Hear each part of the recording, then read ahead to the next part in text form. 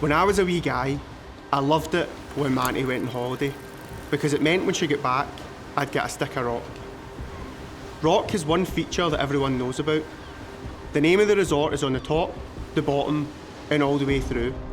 And that is exactly the approach that you need to take with your essay writing in modern studies. Take, for example, the powers of the US President. From an essay like, to what extent are the powers of the executive limited? At Higher, we move from the shorter Nat 5 answers to logically planned essays, and a crucial part of that is a line of argument. A line of argument is the overall answer to your question, which should be clear to see at the start of your essay, in the conclusion, and all the way through. It's the best way to ensure that you pick up the 2 structure marks given for 20-mark essays, and it's also a skill that you will use in other subjects, at university, and if you need to write in your future career. This is Think 4.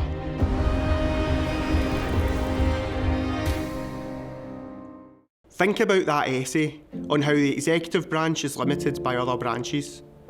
You can easily fall into the trap of losing your line of argument and almost arguing against yourself. One section might well describe the President's power of appointment and how he or she can choose the secretaries, officials and judges that they want, whilst another shows that Congress can block these appointments. But you'll lose your line of argument if you go down the route of saying that the President is powerful, then in the next section that they aren't powerful, but then again that they are powerful, and so on.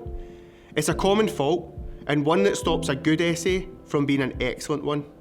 Instead, you can argue that the President or executive branch's powers are obvious and they make important decisions, but that these are checked by other powerful branches. This will be easy to do in your intro and conclusion, but how do you make sure that this line of argument is in every paragraph and underpinning everything that you write?